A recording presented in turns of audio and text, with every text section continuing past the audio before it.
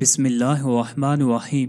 ابو حفص عمر فاروق بن خطاب حضرت ابو بکر صدیق رضی اللہ تعالیٰ عنہ کے بعد مسلمانوں کے دوسرے خلیفہ راشد محمد مصطفیٰ صلی اللہ علیہ وسلم کے سسر اور تاریخ اسلام کی اہم ترین شخصیات میں سے ایک ہیں۔ عمر بن خطاب عشرہ مبشرہ میں سے ہیں اور ان کا شمار علماء و زاہدین صحابہ میں ہوتا تھا۔ ابو بکر صدیق رضی اللہ تعالیٰ عنہ کی وفات کے بعد مسند خلافت سنبھالی۔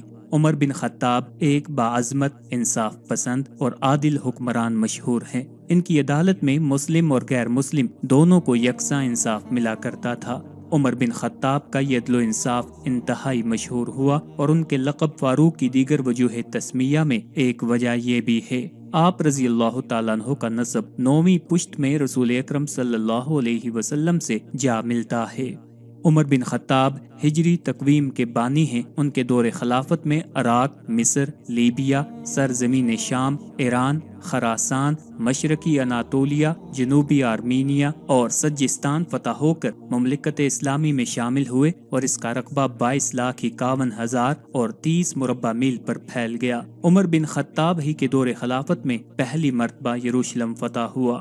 آپ کا لقب فاروق، کنیت ابو حفص، لقب اور کنیت دونوں رسول اللہ صلی اللہ علیہ وسلم کے عطا کردہ ہیں۔ آپ کا نسب 9ویں پشت میں رسول اکرم صلی اللہ علیہ وسلم سے جا ملتا ہے۔ حضرت عمر رضی اللہ تعالیٰ عنہ کا خاندان ایام جاہلیت سے نہایت ممتاز تھا۔ آپ کے جد اعلیٰ عدی عرب کے باہمی منازعات میں ثالث مقرر ہوا کرتے تھے اور قریش کو کسی قبیلہ کے ساتھ کوئی ملکی معاملہ پیش آ جاتا تو سفیر بن کر جایا کرتے تھے۔ یہ دونوں منصب عدی کے خاندان میں نسل با نسل چلے آ رہے تھے۔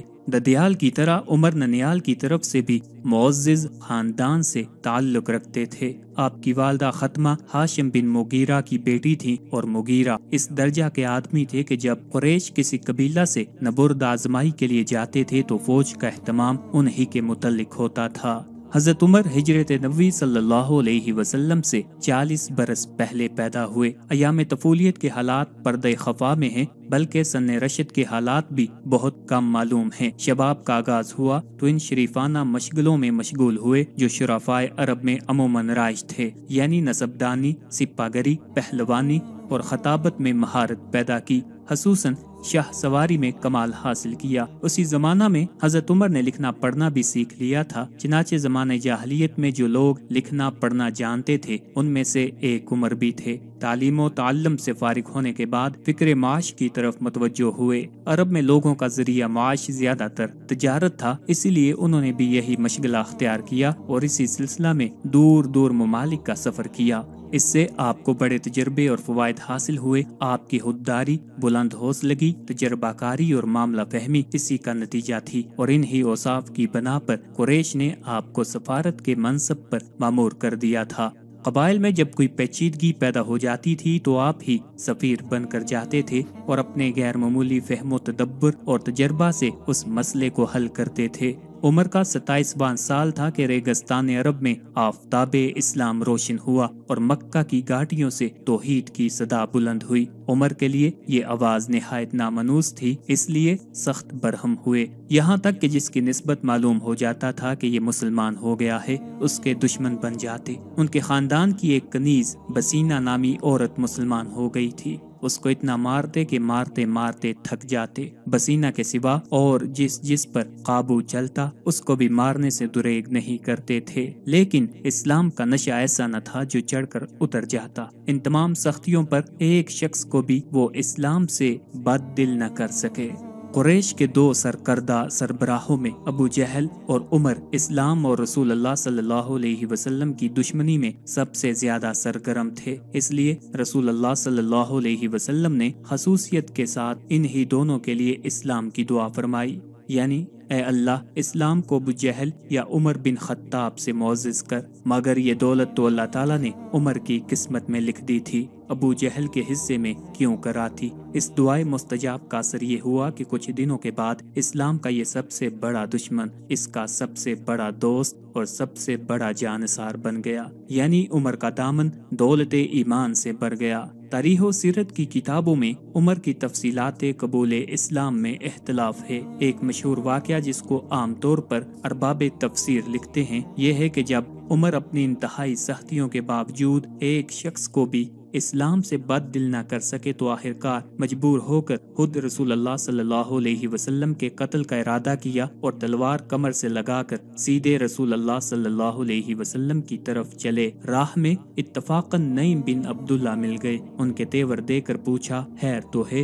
بولے محمد کا فیصلہ کرنے جاتا ہوں۔ انہوں نے کہا پہلے اپنے گھر کی تو خبر لو، خود تمہاری بہن اور بہنوئی اسلام لا چکے ہیں۔ فوراً پلٹے اور بہن کے یہاں پہنچے، وہ قرآن پڑھ رہی تھی۔ عمر کی آہٹ پا کر چپ ہو گئیں اور قرآن کے اجزاء چھپا لیے، لیکن آواز عمر کے کان میں پڑ چکی تھی۔ بہن سے پوچھا یہ کیسی آواز تھی؟ بولی کچھ نہیں۔ انہوں نے کہا میں سن چکا ہوں کہ تم دونوں مرتد ہو گئے ہو۔ یہ کہہ کر بہنوئی سے دست و گریباں ہو گئے، اور جب ان کی بہن بچانے کو آئی تو ان کی خوب خبر لی، یہاں تک کہ ان کا جسم لہو لہان ہو گیا، لیکن اسلام کی محبت پر ان کا کچھ اثر نہ ہوا۔ بولی عمر جو کرنا چاہتے ہو کر لو، لیکن اسلام اب دل سے نہیں نکل سکتا۔ ان الفاظ نے عمر کے دل پر خاص اثر کیا۔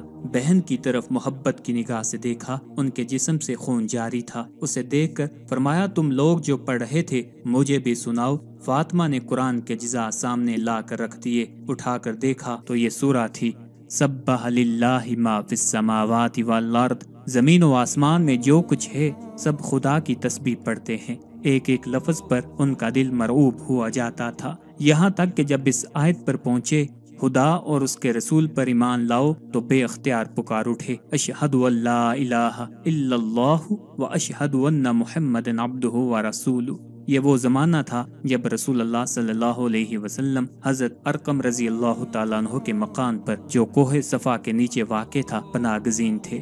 عمر نے آستانہ مبارک پر پہنچ کر دستک دی، چونکہ شمشیر بقف تھے۔ صحابہ کو تردد ہوا، لیکن حضرت حمزہ رضی اللہ تعالیٰ عنہ نے کہا آنے دو، مخلصانہ آیا ہے تو بہتر ہے، ورنہ اسی کی تلوار سے اس کا سر قلم کر دوں گا۔ عمر نے اندر قدم رکھا تو رسول اللہ صلی اللہ علیہ وسلم خود آگے بڑھے اور ان کا دامن پکڑ کر فرمایا کیوں عمر، کس ارادے سے آئے ہو؟ نبوت کی پرجلال آواز نے ان کو کپ کپا دیا۔ نہایت خضوع کے ساتھ عرض کیا ایمان لانے کے لیے۔ رسول اللہ صلی اللہ علیہ وسلم نے بے ساختہ اللہ اکبر کا نعرہ اس بلند آواز سے لگایا کہ تمام پہاڑیاں گونج اٹھیں۔ یہی روایت تھوڑے سے تغیر کے ساتھ دارقطنی، ابو یعلا، حاکم اور بہقی میں حضرت انس رضی اللہ تعالی عنہ سے مروی ہے۔